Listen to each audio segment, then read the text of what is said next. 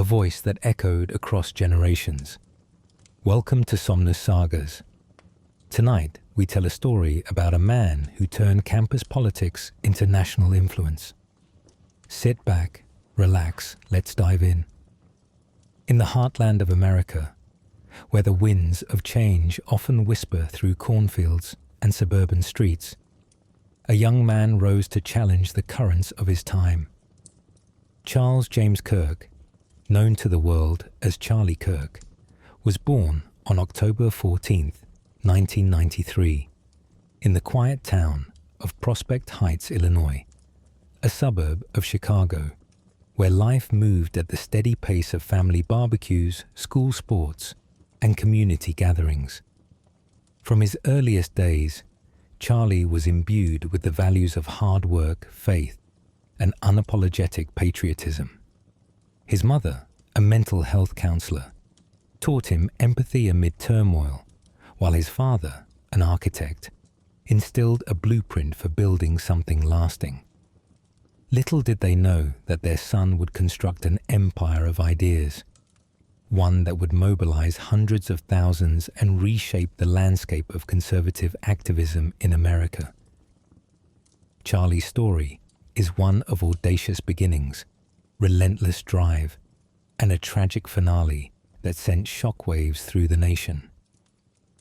At just 31 years old, on September 10, 2025, while speaking at Utah Valley University as part of his American Comeback Tour, Charlie was fatally shot in what authorities described as a targeted political assassination. This event, unfolding under a clear afternoon sky before a crowd of thousands, marked the end of a life dedicated to igniting passion in the youth of America. But his legacy, through Turning Point USA and beyond, burns brighter than ever. What follows is a detailed chronicle of his journey, from a high school activist to a pivotal figure in the MAGA movement, drawn from his own words and the accounts of those who knew him. As we delve into the sections of his life, imagine the rhythm of a life lived at full throttle. Debates in dimly lit auditoriums, rallies under stadium lights, and quiet moments of reflection that fueled his fire. This narrative, if read at a contemplative pace, unfolds over an hour, allowing time to absorb the weight of a man who proved that one voice, amplified by conviction, could move mountains.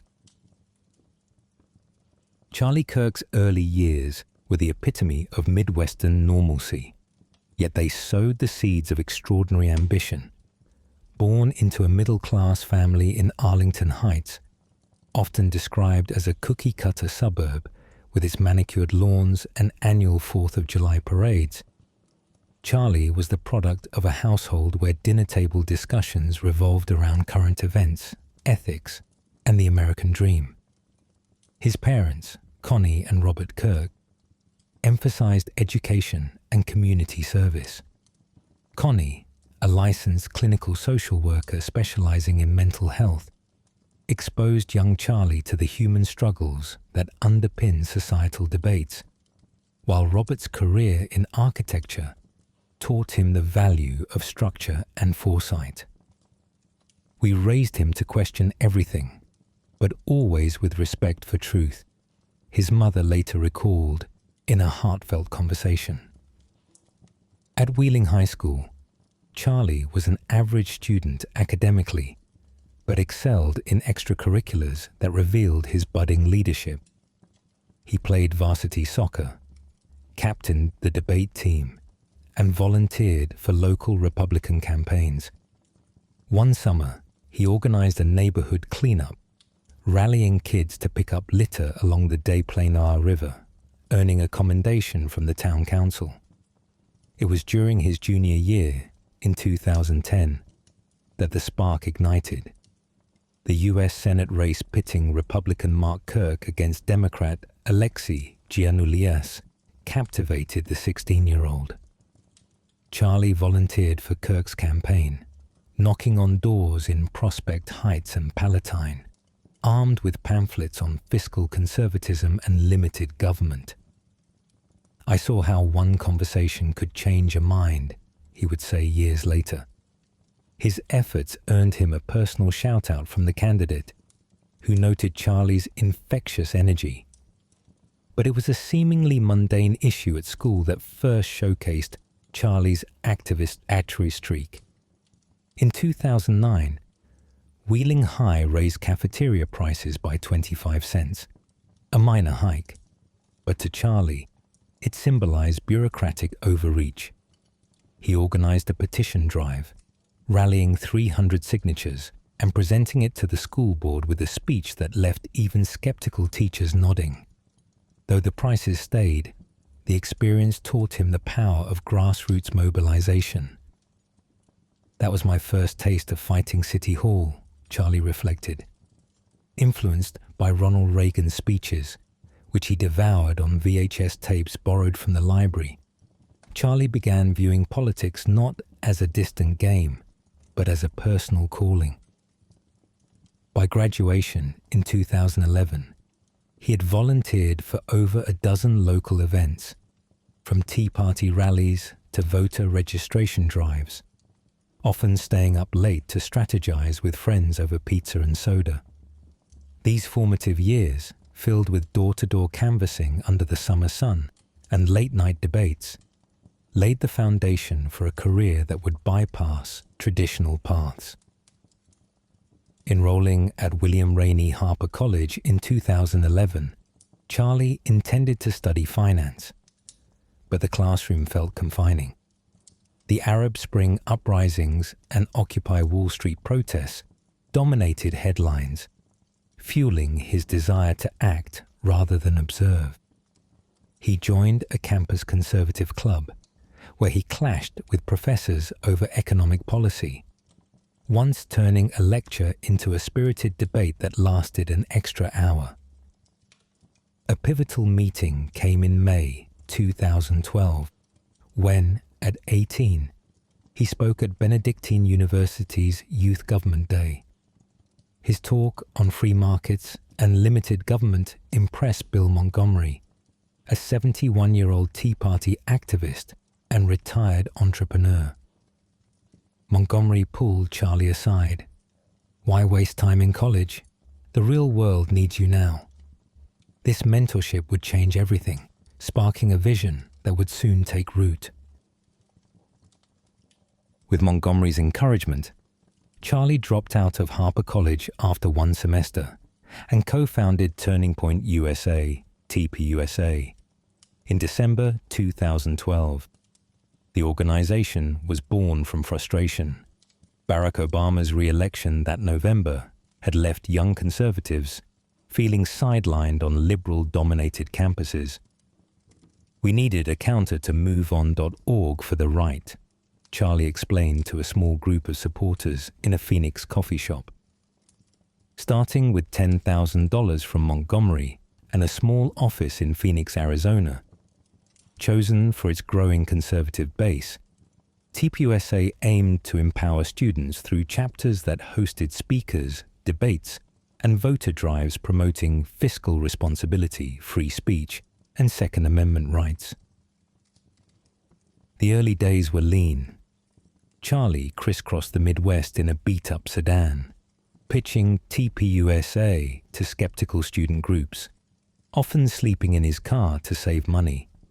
By 2013, the first chapters launched at Grand Canyon University in Arizona State, where he faced hecklers but won over a core group with his charisma.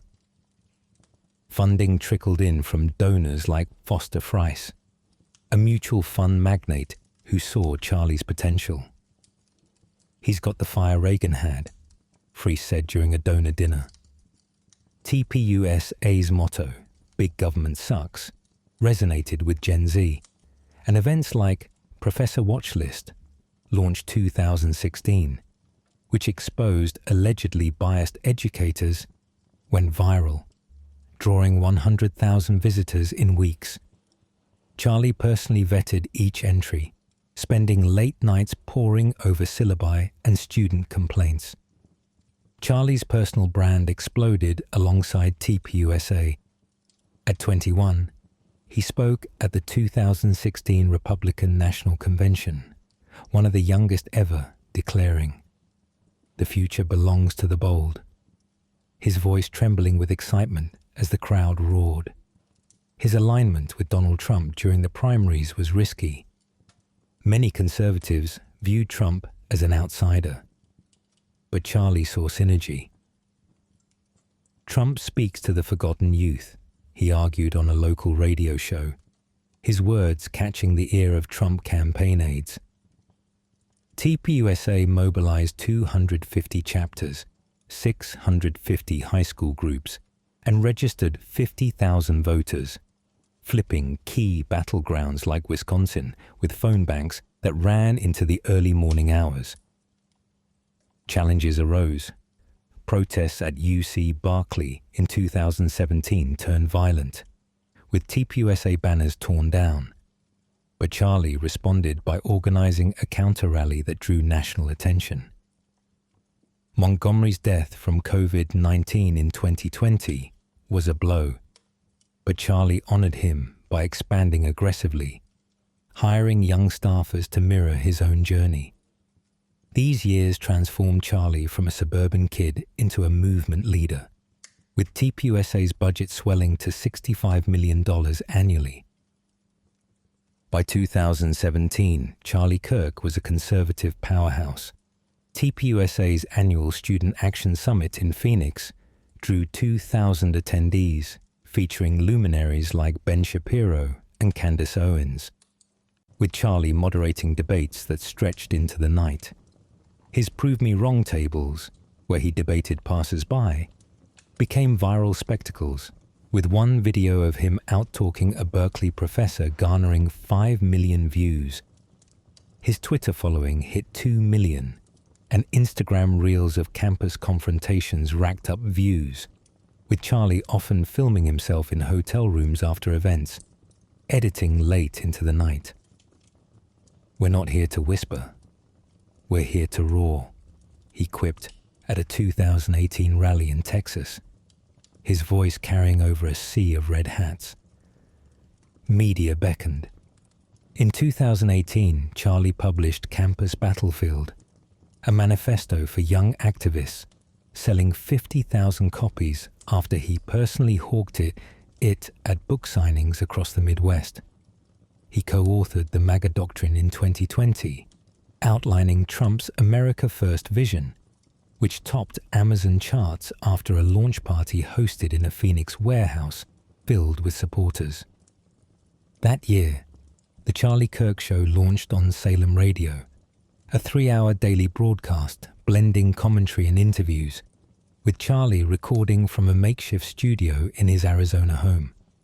By 2021, it ranked number 21 on Apple Podcasts, downloaded 750,000 times daily, with guests like Tucker Carlson dissecting election fraud claims over coffee and donuts.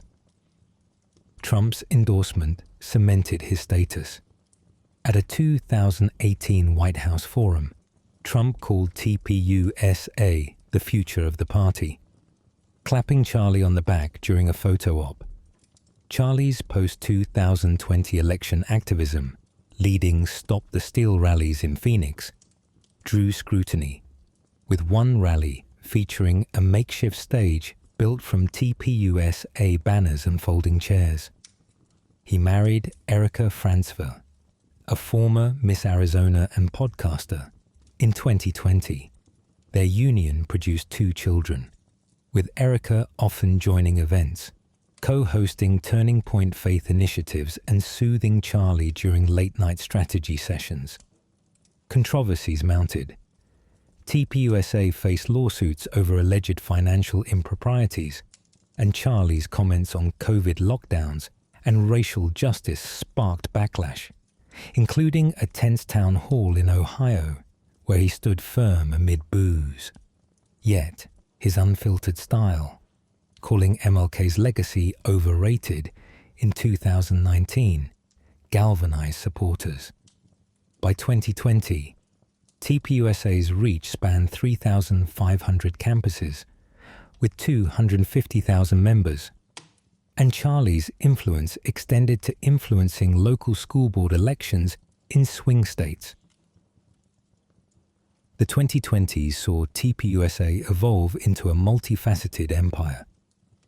In 2019, Charlie launched Turning Point Action, TEEP Action, a 501c4 for political advocacy, with a $6.4 million budget targeting swing states, organizing door knocks in Arizona that stretched into the desert dusk, with volunteers armed with flashlights and water bottles. Turning Point Faith, co-founded with Pastor Rob McCoy in 2021 after a fallout with Liberty University over curriculum control, mobilized evangelicals, with Charlie delivering sermons in small-town churches, his voice echoing off wooden pews as parishioners nodded in agreement. America Fest, TPUSA's annual conference, ballooned. 13,000 attendees in 2023, headlined by Glenn Beck and Roseanne Barr, with Charlie pacing the stage late into the night, sweat beading on his forehead. The 2024 Young Women's Leadership Summit drew 3,000, with Charlie and Erica urging traditional values, including a workshop on homemaking skills that drew mixed reviews, with some attendees knitting scarves while others debated online. Charlie's You're Being Brainwashed tour hit 25 campuses, registering 100,000 voters and aiding Trump's Arizona win by 5 points. With volunteers canvassing in 100-degree heat, their faces sunburned but determined.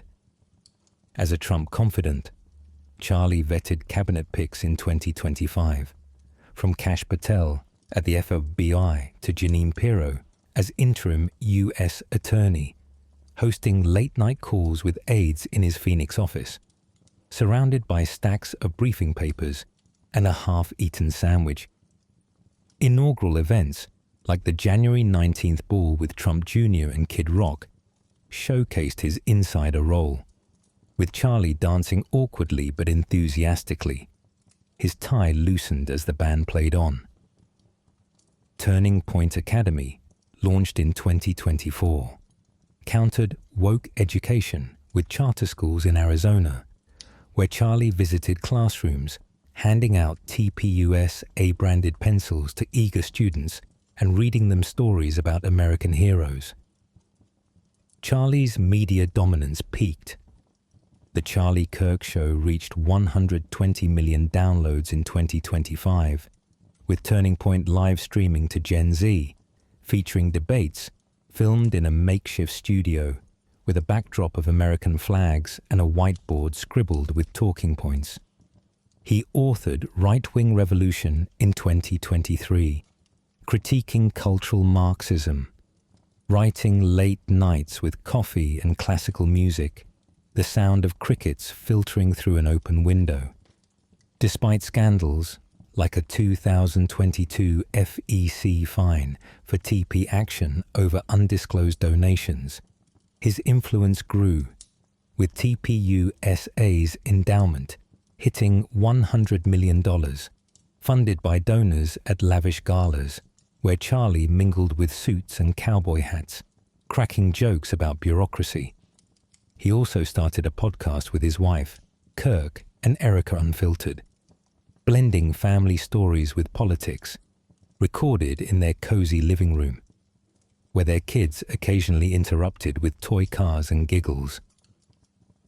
In 2025, Charlie expanded TPUSA internationally, launching chapters in Canada and the UK, with a rally in Toronto, drawing 1,000 attendees under a banner reading, "Freedom Knows No Borders."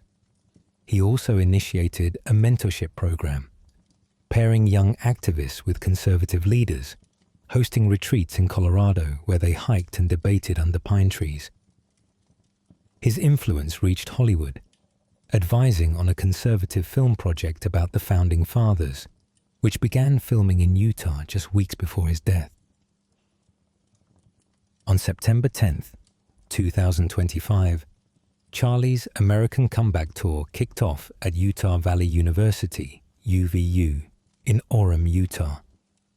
Before 3,000 students under a tent, he hosted his signature Prove Me Wrong debate, fielding questions on mass shootings and transgender issues. His voice steady despite the heat, a water bottle sweating in his hand.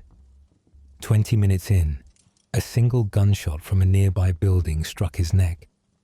Eyewitnesses described chaos, screams, blood pooling on the stage, and Charlie slumping as security rushed him away, his red cap falling to the ground, trampled by fleeing feet. He was pronounced dead at Intermountain Utah Valley Hospital, where doctors fought to save him as news crews gathered outside, their cameras flashing like lightning. President Trump confirmed the news on Truth Social. Charlie was great and even legendary. No one understood the heart of the youth better.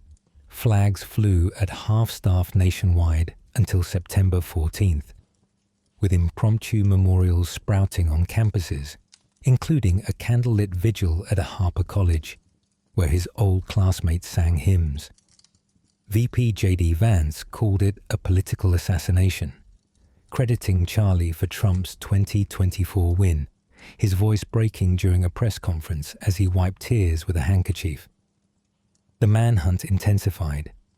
FBI Director Kash Patel announced a $100,000 reward, releasing suspect video from a shaky phone cam, showing a figure in a hoodie fleeing past a dumpster. Thousands of tips flooded in, the most since the Boston Marathon bombing, with 2 detained briefly before being released, their mugshots splashed across screens.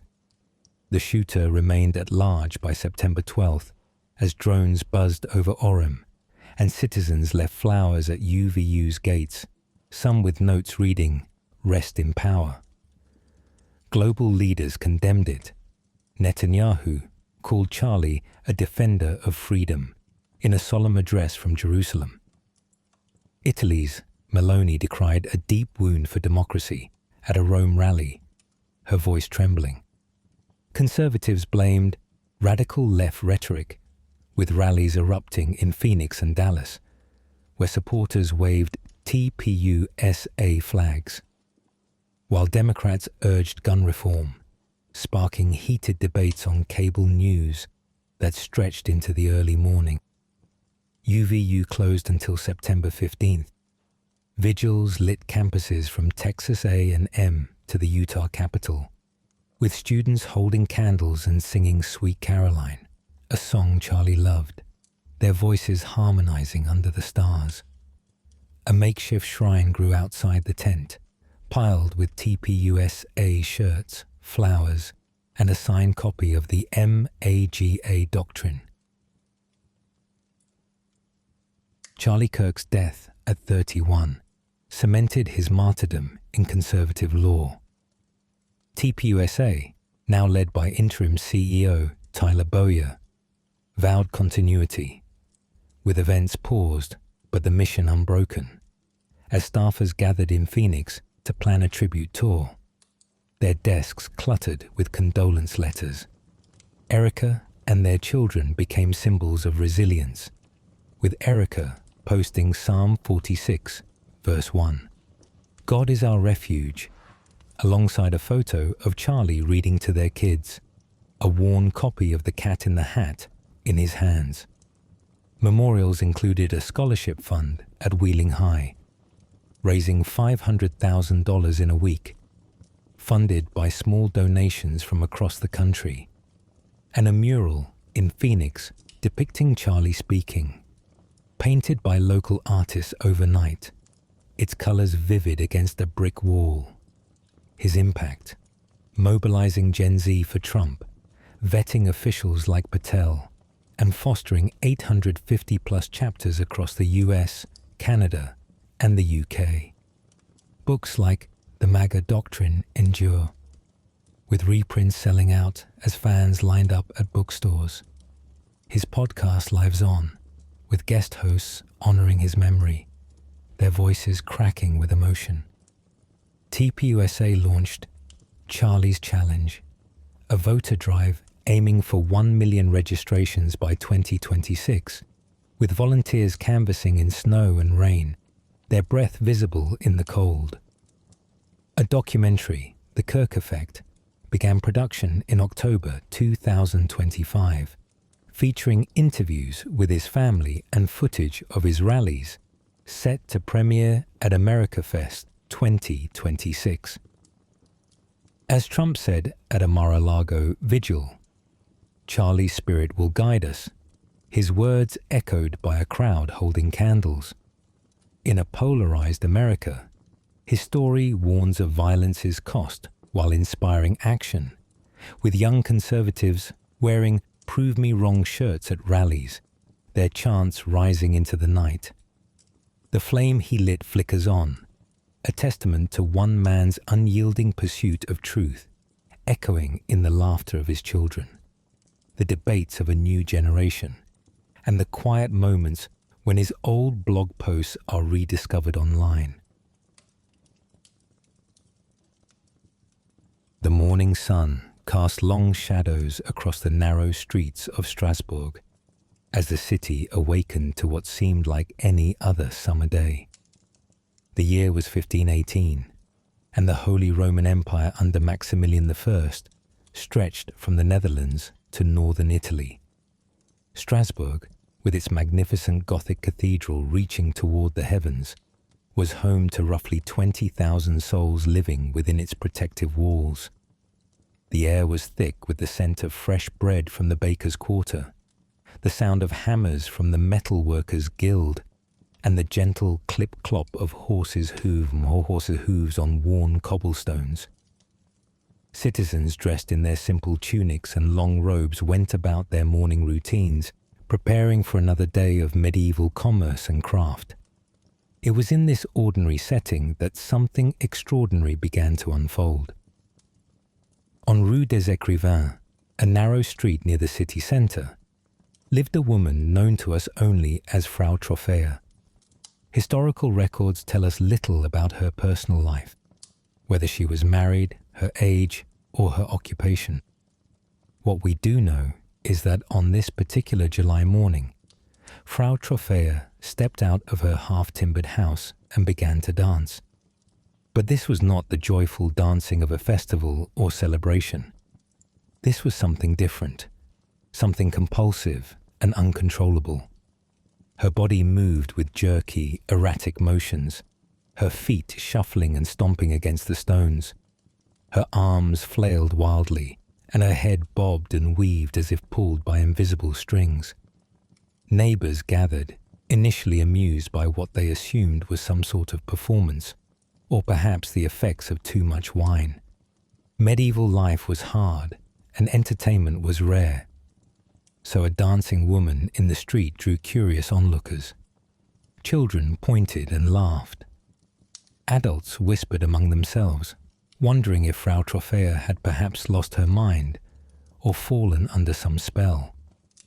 But as the hours passed, and Frau Trophäa continued to dance without pause, without rest, without any apparent ability to stop, the laughter faded into concern, and concern slowly transformed into fear.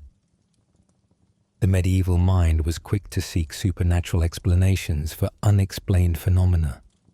In an age where the boundary between the natural and supernatural world seemed thin, where demons and angels were as real as bread and wine, the sight of a woman dancing uncontrollably suggested dark forces at work.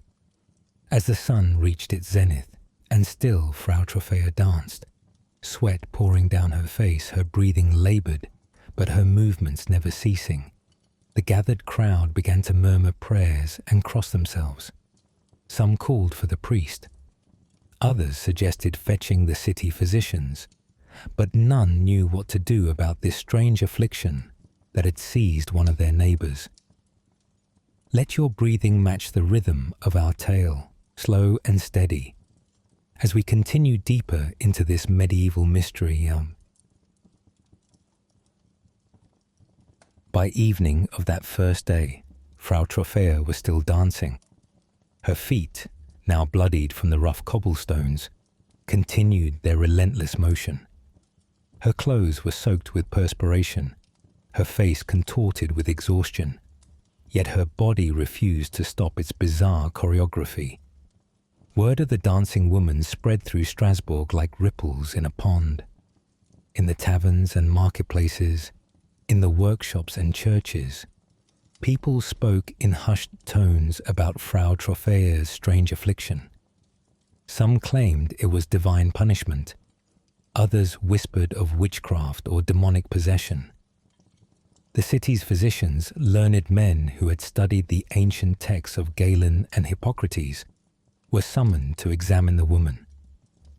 These medical practitioners, with their long robes and serious demeanours, observed Frau Trophäa's condition with great interest and concern. In their understanding of medieval medicine, they considered various possibilities.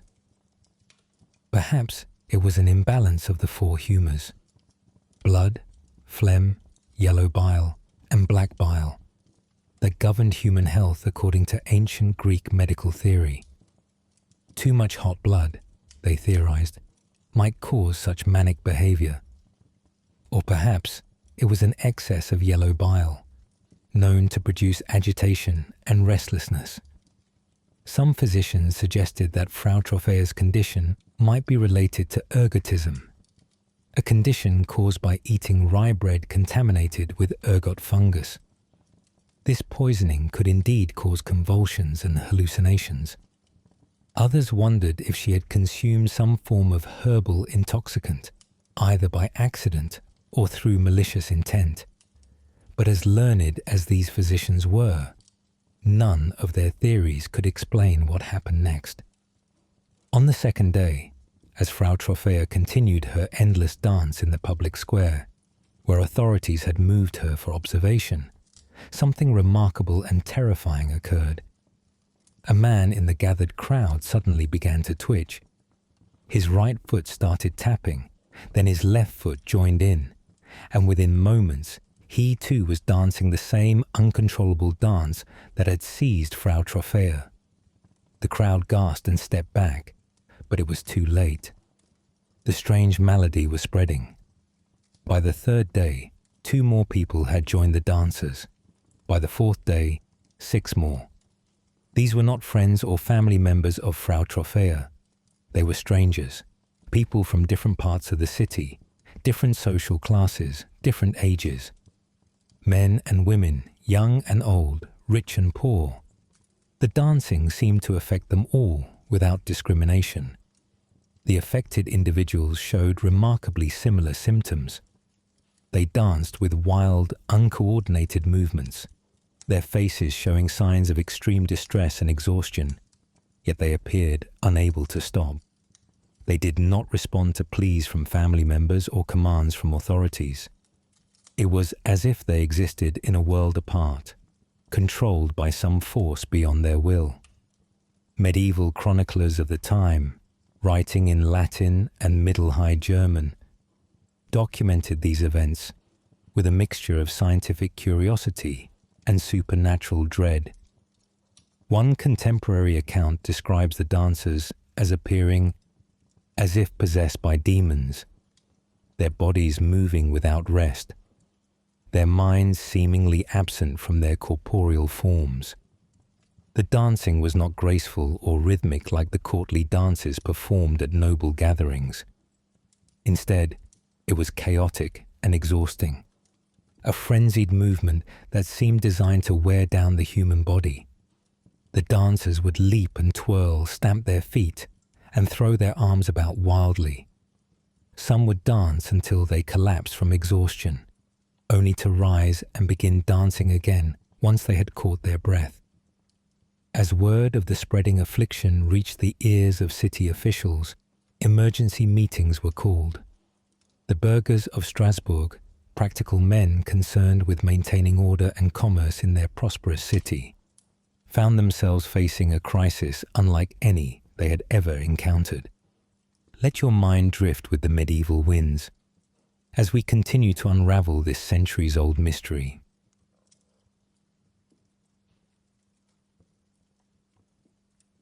By the end of the first week, 34 people were dancing in the streets of Strasbourg, the initial site of the outbreak, near Frau Trofea's home, had become a chaos of writhing bodies moving in desperate, uncoordinated rhythm. The narrow medieval streets, designed for foot traffic and horse-drawn carts, were now filled with an ever-growing number of people seemingly compelled to dance. The city magistrates, those practical administrators of medieval urban life, found themselves in an unprecedented situation. Strasbourg was a free imperial city of the Holy Roman Empire, which meant it had considerable autonomy in governing its affairs. But nothing in their experience or legal codes had prepared them for dealing with a dancing epidemic. Initial attempts to help the dancers were met with failure. Family members tried to physically restrain their afflicted relatives, but the dancers would break free and continue their movements with even greater intensity. Priests were called to perform exorcisms, believing the condition to be demonic in nature. They sprinkled holy water on the dancers and recited Latin prayers, but the dancing continued unabated. The city's physicians, drawing upon their knowledge of medieval medicine, attempted various treatments. They administered purging medicines to balance the humours, applied leeches to drain excess blood, and prepared herbal concoctions believed to have calming properties. None of these treatments had any effect on the afflicted. As the situation deteriorated, the magistrates turned to the guild system that governed medieval urban life. Each craft guild, the bakers, the metal workers, the cloth merchants, was consulted for their expertise. Perhaps the dancing was related to some occupational hazard or contaminated materials used in a particular trade. But the dancers came from all walks of life, making such explanations seem unlikely. The dancing plague was beginning to disrupt the normal functioning of the city. Markets were disturbed by the presence of wildly dancing individuals. Religious services were interrupted. Trade, the lifeblood of Strasbourg's economy, began to suffer as merchants and customers became afraid to venture into the streets. Rumours spread faster than the dancing itself. Some claimed that the affliction was God's punishment for the city's sins, perhaps the excessive pride displayed in their magnificent cathedral, or the growing wealth that was leading some citizens away from proper Christian humility. Others whispered that it was the work of witches. Practicing dark arts in the shadows of the city, the fear was not entirely irrational. Medieval Europe had recently experienced a series of mysterious epidemics and strange phenomena. The Black Death was still within living memory, having killed perhaps 1/3 of Europe's population in the 14th century. Dancing manias had been reported in other parts of the continent, though none quite like what was happening in Strasbourg. By the second week, city records suggest that the number of dancers had grown to nearly 100 people. The medieval chroniclers describe scenes that must have been both fascinating and terrifying to witness. Imagine walking through the narrow streets of a 16th century city and encountering groups of people dancing with manic intensity, their clothes torn and dirty, their faces showing the strain of continuous movement, their eyes seeming to stare into some invisible realm. The dancers appeared to be in a trance-like state. They did not respond to their names being called. They showed little awareness of their surroundings. Some witnesses reported that the dancers seemed to be seeing things that weren't there, reaching for invisible objects, reacting to sounds that others couldn't hear. Despite their apparent disconnect from reality, the dancers showed remarkable endurance. They would dance for hours without stopping for food or water. When they did collapse from exhaustion, they would rest for only brief periods before rising to dance again. This superhuman stamina puzzled the physicians and further convinced many citizens that supernatural forces were at work. As we continue our journey through this medieval mystery, let your body relax completely, feeling the weight of centuries carrying you toward peaceful sleep. The learned physicians of Strasbourg found themselves facing a medical mystery that challenged everything they understood about the human body and mind. These were not ignorant men. They had studied at the great universities of Europe, read the works of ancient Greek and Arab medical authorities, and treated countless patients suffering from more conventional ailments. Dr. Hieronymus Geweiler, one of Strasbourg's most respected physicians, documented his observations of the dancing plague in detailed Latin notes that survive to this day.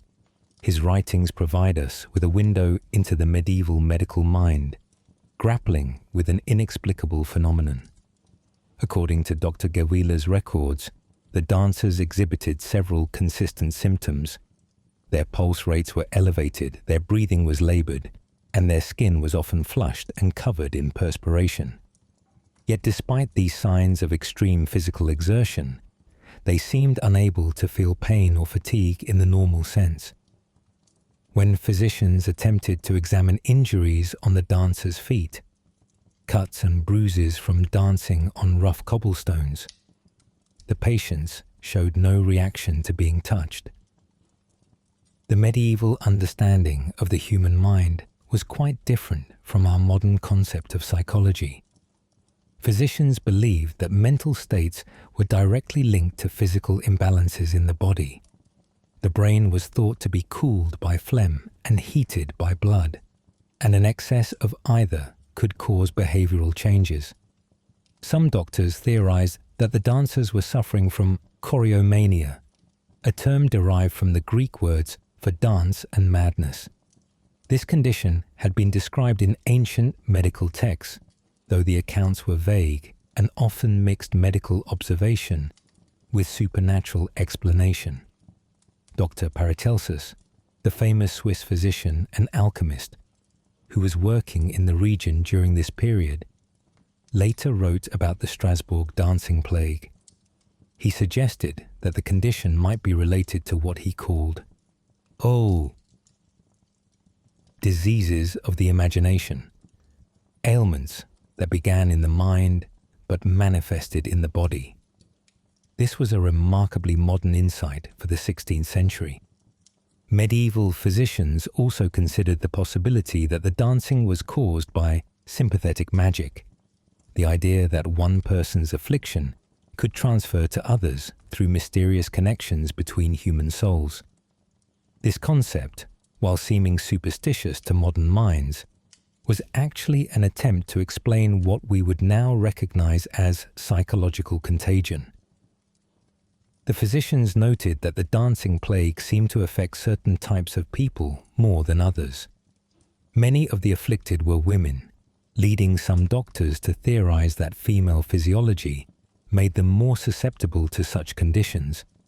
Others observed that many of the dancers came from the poorer districts of the city, suggesting that malnutrition or living conditions might play a role. Interestingly, some physicians began to notice patterns in how the dancing spread. It seemed to affect people who had witnessed other dancers for extended periods. This observation led to theories about the power of suggestion and the influence of what medieval doctors called impressed images, the idea that seeing something disturbing could literally impress itself upon the mind and cause physical symptoms. The treatment attempts grew increasingly desperate as the situation worsened. Physicians tried everything in their considerable arsenal of medieval remedies. They administered compounds made from precious stones, believing that gems had healing properties. They prepared elixirs containing rare herbs imported from distant lands. They even attempted crude forms of what we might now recognize as occupational therapy, trying to redirect the dancer's energy into more productive activities. One particularly innovative physician suggested that the dancers might be suffering from an excess of animal spirits, the mysterious force that medieval medicine believed carried nerve impulses through the body. He proposed that bleeding the patients might drain away these excess spirits and restore normal behavior. However, when this treatment was attempted, the weakened dancers simply continued dancing with less vigor, suggesting that their compulsion was stronger than their physical capacity. As the medical establishment struggled with their failure to treat the condition, alternative explanations began to gain credence among both the learned and common people of Strasbourg. Breathe deeply and let these medieval mysteries wash over you like gentle waves. As the dancing plague entered its third week, with no sign of abating and the number of afflicted continuing to grow, the people of Strasbourg increasingly turned to spiritual explanations for the phenomenon. In the deeply religious world of 16th century Europe, the boundary between the natural and supernatural was often blurred, and unexplained events were commonly attributed to divine intervention, demonic influence, or the intersection of the earthly and spiritual realms. The Catholic Church, which still held significant influence in Strasbourg despite the growing Protestant movement, offered its own interpretation of the dancing plague. Local priests suggested that the affliction might be a form of divine punishment for the sins of the city. Strasbourg had prospered greatly through trade, and with prosperity had come what church leaders saw as dangerous pride and moral laxity. Father Johannes Geiler von Kaisersberg, a prominent preacher who had served in Strasbourg's cathedral, had often warned against the spiritual dangers of excessive worldliness. Though he had died several years before the dancing plague, his sermons were still remembered by many citizens. Some recalled his warnings about the devil's ability to corrupt souls through seemingly innocent pleasures, including music and dancing. The clergy organized special prayer vigils and processions, hoping to intercede with God on behalf of the afflicted city. Citizens gathered in the magnificent Gothic cathedral, its soaring spires reaching toward heaven, to pray for deliverance from this mysterious curse. The ancient Latin chants echoed through the stone walls as hundreds of voices joined in supplication. But alongside Orthodox Christian explanations, older, more ancient beliefs began to surface among the population. Strasbourg, like much of medieval Europe, existed in a world where Christianity had been layered over much older pagan traditions. In times of crisis, these deeper beliefs often emerged. Some of the older women in the city whispered about St. Vitus, the patron saint of dancers and epileptics. According to medieval legend, St. Vitus had the power to both cause and cure uncontrollable dancing. The affliction came to be known in some circles as St. Vitus's dance, and pilgrims began making offerings at shrines dedicated to the saint, hoping to appease his divine wrath. The legend of St. Vitus was itself a fascinating blend of Christian and pagan elements. The historical Vitus was a young Christian martyr from the 4th century, but the medieval stories surrounding him incorporated much older traditions about divine possession and ecstatic dancing that dated back to pre-Christian European religion. In the Germanic traditions that predated Christianity in the region, there were stories of people being compelled to dance by forest spirits or angry gods. These tales often involved individuals who had somehow offended supernatural beings and were cursed to dance until they died of exhaustion or until they made proper amends for their transgressions. The concept of being ridden by spirits, taken over by supernatural forces that controlled one's body, was common in European folk belief. This idea provided a framework for understanding how the dancing plague could spread from person to person. malevolent spirits were jumping from one victim to another, seeking to possess as many souls as possible. Some citizens began to recall local legends and folklore that seemed to predict or explain the current crisis. There were stories of cursed dances that had occurred in the region centuries earlier, tales of entire villages compelled to dance themselves to death as punishment for various sins or failures. The fear of witchcraft also played a significant role in how people interpreted the dancing plague. The late medieval period was seeing an increase in witch trials and persecution across Europe, as both religious and secular authorities became increasingly concerned about supposed practitioners of dark magic. Accusations began to circulate that the dancing plague had been caused by witches working malevolent magic against the city. Some pointed suspicions at elderly women living on the margins of society, the traditional targets of witch accusations. Others suggested that the dancers themselves might be witches, performing some sort of demonic ritual disguised as an uncontrollable affliction. These supernatural explanations, while perhaps seeming primitive to modern minds, served important psychological functions for the people of Strasbourg. They provided frameworks for understanding an otherwise incomprehensible event, and they suggested possible remedies and responses to the crisis. If the dancing plague was indeed caused by spiritual forces, then spiritual remedies might prove effective. This belief would soon lead to one of the most remarkable responses to the crisis, a response that would transform the dancing plague from a medical mystery into something approaching a medieval festival of madness. Let the weight of history settle around you like a warm blanket as we continue deeper into this ancient mystery. By the fourth week of the dancing plague, with the number of afflicted approaching 400 people, the magistrates of Strasbourg made a decision that has puzzled historians for centuries. Faced with the complete failure of medical and religious interventions, they chose to embrace a radically different approach, one that would seem to modern minds both desperate and counterintuitive. The city council, meeting in emergency session, consulted with both local and foreign experts who had arrived in Strasbourg to witness the unprecedented phenomenon. Among these was a delegation of physicians from the University of Basel, renowned throughout the Holy Roman Empire for their learning and wisdom. After extensive deliberation, these learned men reached a startling conclusion. The dancers were not suffering from a disease or spiritual affliction in the traditional sense.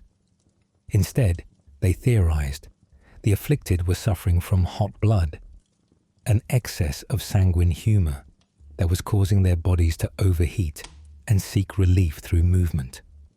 According to this theory, the dancing was not a symptom to be suppressed, but rather the body's natural attempt to restore balance. Like a fever that burns away illness, the dancing might serve to purge the excess heat and energy that was causing the affliction. To interfere with this natural process, they argued, might actually worsen the condition and prevent recovery. Based on this reasoning, the magistrates made their remarkable decision. Rather than trying to stop the dancing, they would encourage it. If the dancers needed to dance, then dance they would, but under controlled conditions that would make the process as safe and effective as possible. The city hired professional musicians, trumpeters, drummers, and players of pipe and tambourine to provide proper musical accompaniment for the dancers. The reasoning was that random, chaotic dancing might be harmful, but dancing to proper rhythm and melody would be therapeutic. A large wooden platform was constructed in the town square, creating a proper dance floor where the afflicted could perform their movements without risk of injury from the rough cobblestones. The platform was surrounded by a low barrier to keep spectators at a safe distance and prevent the dancing from spreading to more people. Professional dancers were also hired, not to participate in the plague dancing, but to provide examples of proper technique and form. The theory was that if the afflicted could learn to channel their compulsive movements into more structured and less exhausting patterns, they might be able to dance themselves back to health more safely. This decision was controversial even at the time. Many citizens questioned the wisdom of encouraging behavior that seemed clearly abnormal and potentially dangerous. Religious authorities worried that the city was embracing sinful activities and potentially making the situation worse by indulging what they saw as demonic influences. However, the magistrates defended their decision based on both medical theory and practical observation. They noted that attempts to restrain the dancers had been unsuccessful and had often led to more violent and dangerous behavior. If the afflicted were going to dance regardless of efforts to stop them, it seemed better to provide them with safe conditions in which to do so. The results of this intervention were complex and contradictory. On one hand, the organized dancing did seem to reduce some of the most dangerous aspects of the plague. Injuries decreased as dancers moved from rough cobblestones to smooth wooden platforms. The presence of musicians helped create more rhythmic and less chaotic movement patterns. However, the spectacle also seemed to attract more participants. The combination of music, organized dancing, and the festival-like atmosphere that developed around the platforms may have actually encouraged more people to join the dancers. Some witnesses reported that the number of afflicted increased rapidly once the musical intervention began. The scene in Strasbourg's main square during this period must have been extraordinary. Imagine hundreds of people dancing on wooden platforms while professional musicians played continuously, surrounded by crowds of spectators watching in fascination and horror. The normal business of the medieval city ground to a halt as citizens became either participants in or observers of this unprecedented event. Contemporary accounts describe the dancing as becoming more elaborate and organized under the influence of the music. What had begun as chaotic, individual movements evolved into something more resembling group choreography, though still maintaining the compulsive, exhausting character that defined the plague. Some dancers began to show signs of improvement, dancing with less intensity or taking longer breaks between periods of movement. Others seemed to worsen, dancing with even greater fervor, as if energized by the musical accompaniment and the attention of the crowds. The city's decision to embrace, rather than resist, the dancing plague represents one of the most fascinating examples of medieval crisis management. It demonstrates both the practical flexibility of medieval administrators and their willingness to experiment with unconventional solutions when traditional approaches failed.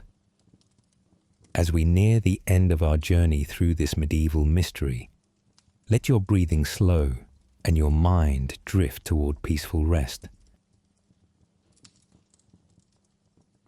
As summer turned toward autumn in the year 1518, the dancing plague of Strasbourg began to fade as mysteriously as it had appeared. The exact timeline of its resolution is unclear from historical records, but most accounts suggest that the active phase of the epidemic lasted between 2 and 3 months. The end came not all at once, but gradually. Individual dancers began to recover, their compulsive movements slowing and eventually stopping. Some collapsed in exhaustion and did not rise to dance again. Others seemed to gradually regain control of their bodies, first dancing less frantically, then taking longer breaks, and finally stopping altogether. Historical records are frustratingly vague about how many people ultimately died from the dancing plague. Medieval record-keeping, while more sophisticated than often assumed, was not always comprehensive, especially during times of crisis. Some accounts suggest that several dozen people may have danced themselves to death from exhaustion, dehydration, or heart failure, though the exact number remains unknown. Those who survived the plague often showed little memory of their experience while dancing. This amnesia-like effect was noted by contemporary observers and added to the mysterious nature of the entire event. Many survivors described their time as dancers as feeling like a dream or nightmare from which they had finally awakened. The city of Strasbourg gradually returned to normal life. The wooden platforms were dismantled, the hired musicians were dismissed, and the crowds of spectators dispersed. Trade resumed, religious services returned to their regular schedules, and the practical business of medieval urban life continued. But the memory of the dancing plague lingered in the collective consciousness of the city and the broader region. The event was recorded by multiple chroniclers and became part of the historical record of the Holy Roman Empire. Over the following decades and centuries, the story was retold, embellished, and analyzed by historians, physicians, and theologians. The dancing plague of Strasbourg was not entirely unique in European history. Similar events had been reported in other parts of the continent, though none were quite as extensive or well documented. There had been dancing epidemics in the Netherlands, Germany, and Italy during the medieval period, suggesting that whatever caused these events was not limited to a single location or culture. Modern historians and medical experts have proposed various explanations for the dancing plague. Some suggest it may have been a form of mass psychogenic illness, a psychological condition that spreads through social suggestion and affects groups of people under stress. Others propose that ergot poisoning from contaminated grain might have played a role, though this doesn't fully explain the epidemic's pattern of spread.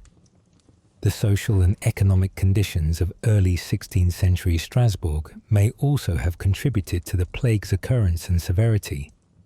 The region had experienced crop failures, religious tensions related to the Protestant Reformation, and social disruption from political changes within the Holy Roman Empire.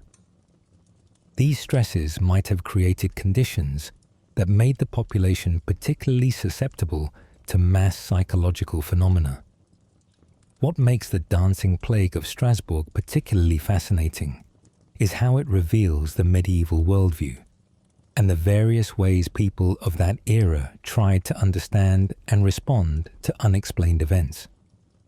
The combination of medical, religious, and administrative responses shows the complexity and sophistication of medieval thought, even when dealing with phenomena that defied explanation. The story also demonstrates the power of social contagion and group psychology in ways that remain relevant today. The way the dancing spread from person to person, the role of spectators in potentially encouraging the behavior, and the difficulty authorities faced in controlling the situation all provide insights into human nature that transcend historical periods. As we conclude our journey through this medieval mystery, the dancing plague of Strasbourg stands as a reminder of the strange and wonderful complexity of human experience. In an age when much of life was harsh and predictable, this bizarre event created a rupture in normal reality, a moment when hundreds of people were compelled to dance themselves toward exhaustion in the streets of a prosperous medieval city. The cobblestones of Strasbourg no longer echo with the sounds of uncontrollable dancing. The wooden platforms are long gone, and the medieval city has grown into a modern European capital. But somewhere in the historical record, in the fading Latin texts of medieval chroniclers, the dancers of 1518 continue their eternal dance, frozen forever in the amber of human memory. Let this ancient mystery carry you now into peaceful dreams where the rhythms of history blend with the gentle cadence of sleep. Rest well, knowing that even the strangest chapters of human experience eventually find their resolution in the turning of time's endless pages. And so, our journey through the cobblestone streets of medieval Strasbourg comes to a gentle close. The dancers of 1518 have finally found their rest. Their mysterious compulsion faded into history like morning mist over the Rhine River. You have witnessed one of history's most enigmatic chapters, walked alongside Frau Trophäa through those narrow medieval streets, observed the learned physicians in their confusion, felt the concern of the magistrates as they grappled with the impossible. But now, 5 centuries later, in the comfort of your own time and place, let their ancient mystery become the bridge that carries you into peaceful dreams. Feel your body settling deeper into rest, each breath slower than the last, as the weight of centuries gently presses down like a soft medieval tapestry.